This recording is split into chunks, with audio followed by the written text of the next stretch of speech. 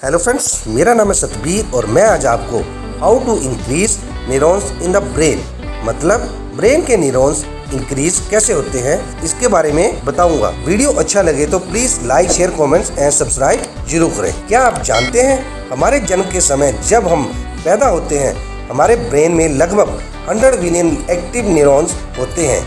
इसी वजह से बच्चे की लर्निंग एबिलिटी इतनी ज़्यादा होती है।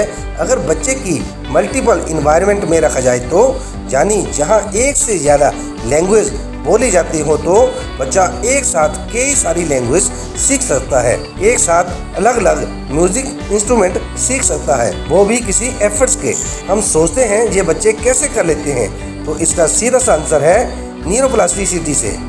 सिंपल भाषा में बोले तो 100 बिलियन न्यूरॉन्स के चलते बच्चे का दिमाग स्पंज की तरह होता है जो सब कुछ सोख लेता है। साइंटिफिक भाषा में बोले तो 100 बिलियन न्यूरॉन्स मिलकर बिलियंस ऑफ ब्लैंक यानी खाली न्यूरॉन्स पाथवे बनाते हैं। किसी न्यू स्किल के थ्रू बहुत आसानी से ऑक्युपाई किया जा सकता है, लेकिन 13 साल होने के बाद विंडो ऑफ अपॉर्चुनिटी बंद हो जाती हैं और हमारे ब्रेन में बने न्यूरॉन्स का पाथवे कम होने लगता है, क्योंकि हमारा brain use it and lose it के प्रिंसिपल पर काम करता है। ब्रेन सेल यानी न्यूरॉन्स को यूज करो, अदरवाइज दिमाग खुद ही इसे खत्म कर देगा। क्या हम जो लोग 13 साल से बड़े हैं वो कभी भी अपने दिमाग की फुल पावर को यूज नहीं कर पाएंगे? क्या हम कभी भी न्यू स्किल इतनी आसानी से किसी लैंग्वेज को नहीं सीख पाएंगे? तो ऐसा कुछ नहीं है। आज की साइंस बहुत ही ज्यादा एडवांस हो चुकी है। न्यूरोजेंसी के थ्रू हम अपने दिमाग को न्यूरोप्लास्टिसिटी यानी न्यूरॉन के पाथवे को इंक्रीज कर सकते हैं। अब आप ये सोच रहे होंगे न्यूरोजेंसी क्या है, तो सुनिए। 1980 में न्यूरो साइंटिस्ट फर्नाइड नोटेवर्ट स्ट्रॉन्गबोर्ड ने ब्रेन पर रिसर्च कर रहे थे। उन्होंने पाया कि जब वर्ड्स न्यू सॉन्ग सीख रहे थे उनकी ब्रेन में कुछ डिफरेंट एक्टिविटी हो रही थी, और फर्दर रिसर्च करने पर ये पता चला उनकी ब्रेन में कुछ डिफरेंट एक्टिविटीज हो रही थी, और फर्दर रिसर्च करने पर यह पता चला एक्चुअल में गाना सीखते समय वर्ड्स के ब्रेन में न्यू सेल प्रोड्यूस कर रही थी। और जब ऐसी ही काफी सारी रिसर्च इंसानी दिमाग पर की गई तो पता चला कि हमारे दिमाग के कुछ हिस्सों में जैसा कि hippocampus, subventricular zone new brain cell यानी न्यू न्यूरॉन्स बनते हैं। और स्टडी करने पर यह पता चला कि हमारे brain daily 700 to 800 neurons produce करता है। न्यूरॉन्स की संख्या इतनी कम होती है कि इनसे हमारे ब्रेन में एबिलिटी पर कोई असर नहीं पड़ता। But according to doctor Brant Cortright के अनुसार ब्रेन में न्यूरोजेंसी को 5 गुना या इससे भी ज्यादा इंक्रीज किया जा सकता है। इसके बारे में उन्होंने अपनी books the neurogenesis diet and lifestyle के बारे में बताया है।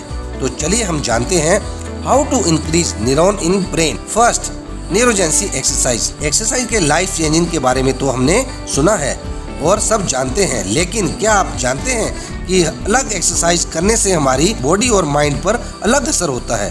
फॉर एग्जाम्पल, न्यूरो साइंटिस्ट ये रिसर्च कर रहे थे कि किस एक्सरसाइज को करने से हमारा ब्रेन सबसे ज्यादा न्यूरॉन प्रोड्यूस करता है, तो चौंका देने वाले फैक्ट्स सामने आए। स्ट्रेंथ एक्सरसाइज जैसे कि जिम में वेट उठाना, इसमें हमारा ब्रेन ना के बराबर न्यूरॉन्स प्रोड्यूस करता है। और वहीं एरोबिक एक्सरसाइज जैसे कि वॉकिंग, इसमें सबसे ज़्यादा न्यूरॉन्स प्रोड्यूस होते हैं। ये सबसे इंटरेस्टिंग फैक्ट मुझे और गहराई में लेकर गया तो मुझे चौंका देने वाले इंफॉर्मेशन मेरे सामने आई। जैसा कि दुनिया में जितने भी ग्रेट माइंड हुए हैं, जैसा कि Swami Vivekananda, Albert Einstein, B Thomas, इन सब में एक बात कॉमन थी कि सभी लोग मीलों तक भाग करते थे, क्योंकि वो करने से ब्रेन सेल इंक्रीज होते हैं, बल्कि दिमाग की क्रिएटिविटी पावर लगभग 60% इंक्रीज हो जाती है। इसके अलावा एरोबिक एक्सरसाइज ब्रेन में BMP यानी बोन मॉर्फोजेनिक प्रोटीन को कम करती है, जो ब्रेन में नाइरोल सेल यानी वो सेल जो न्यू न्यूरॉन सेल के लिए रिस्पॉन्सिबल होते हैं उन्हें डीएक्टिवेट करता है। Second, neurogenesis diet. Doctor Brant Cortright ने अपनी book neurogenesis diet and lifestyle में न्यूरॉन्स की प्रोडक्शन को बढ़ाने के लिए कुछ स्पेशल सप्लीमेंट रिकमेंड किए हैं, जो ब्रेन सेल को इंक्रीज करने के साथ साथ ब्रेन का इन्वॉल्वमेंट बना के रखते हैं, जिसमें न्यूली बॉर्न बेबी न्यूरॉन्स अच्छे से सर्वाइव करते हैं। जैसे कि ओमेगा 3 फैटी एसिड, जिनसिंग, टर्मोमेटिक, रोसिया और मेलाटोनिक। और नेक्स्ट मेडिटेशन। मेडिटेशन के बेनिफिट्स के बारे में कहा जाता है कि वो एंडलेस हैं। जब बात मेडिटेशन की आए तो नेगलेक्ट कर ही नहीं सकते हैं। एक ऐसा तरीका है जिसको करने से ब्रेन में न्यूरोजेंसी और न्यूरोप्लास्टिसिटी दोनों ही इंक्रीज होते हैं, क्योंकि मेडिटेशन के दौरान कुछ ब्रेन में इम्प्रूवमेंट केमिकल्स रिलीज होते हैं, जैसे कि सेरोटोनिन, मेलाटोनिक, एंडोर्फिन। ब्रेन में इन सभी केमिकल्स का नाम अलग अलग है, लेकिन अगर मैं एक लाइन में बोलूं तो इन्हीं केमिकल्स के चलते ब्रेन नेगेटिव पैटर्न को रिमूव करता है, न्यू पॉजिटिव कनेक्शन फॉर्म करता है, जिसका डायरेक्ट असर हमारे फोकस, कंसंट्रेशन, इंटेलिजेंस पर पड़ता है। तो इसके अलावा जब हम रोजाना मेडिटेशन करते हैं तब ब्रेन का हिप्पोकैम्पस वाला हिस्सा बढ़ने लगता है। ब्रेन के इसी हिस्से में न्यूरोजेंसी की न्यू न्यूरॉन्स बनते हैं, मतलब कि जितना बड़ा हिप्पोकैम्पस उतना बड़ा न्यूरॉन्स प्रोड्यूस होंगे। जितना ज्यादा न्यूरॉन्स ब्रेन में होंगे उतने ज्यादा आप इंटेलिजेंट होंगे।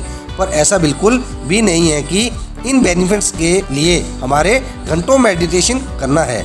आपको साइंटिफिक स्टडी रोजाना 30 to 40 मिनट रोजाना मेडिटेशन करने से हिप्पोकैम्पस का साइज इंक्रीज होने लगता है। लास्ट है लर्निंग। दुनिया में ज्यादातर लोग अपने दिमाग को डेली बेसिस पे मेडिटेशन नहीं करते हैं, जिसके चलते उनके दिमाग में न्यू न्यूरॉन्स के सर्किट नहीं बनते हैं। जैसा कि हम जानते हैं हमारे brain use it and lose it के सिद्धांत पर काम करता है। इसी कारण लोगों की इंटेलिजेंस भी सीमित रह जाती है। ये भी इसी तरह वर्क करता है।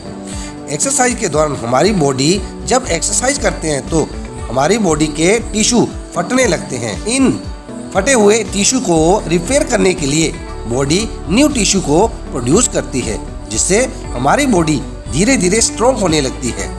इसी तरह जब ब्रेन को डेली बेसिस पर इसके मैक्सिमम कैपेसिटी तक यूज किया जाए तो ब्रेन भी न्यू सेल प्रोड्यूस करके अपनी कैपेसिटी को इंक्रीज करने लगता है। इसलिए जितने भी सक्सेसफुल लोग हैं उनका सीखना कभी कम नहीं होता है। हम इसी के चलते हम इतने इंटेलिजेंस भी होते हैं। तो अगर आप भी ये चाहते हैं आपका भी ब्रेन खूब सारा न्यू न्यूरॉन्स प्रोड्यूस करे तो आप भी एक बढ़िया इंटेलिजेंस इंसान बन जाएंगे। तो exercise your mind, reading, writing and visualize, क्योंकि 6 पैक्स ऐसे नहीं बन जाते बल्कि मेहनत करके बनते हैं। तो दैट्स इट, मैंने अपना काम कर दिया, अब आपकी बारी है। यदि मेरी वीडियो अच्छी लगी तो वीडियो को सब्सक्राइब, लाइक, शेयर और कमेंट्स करके बताएं आपको वीडियो कैसा लगा। Thank you very much.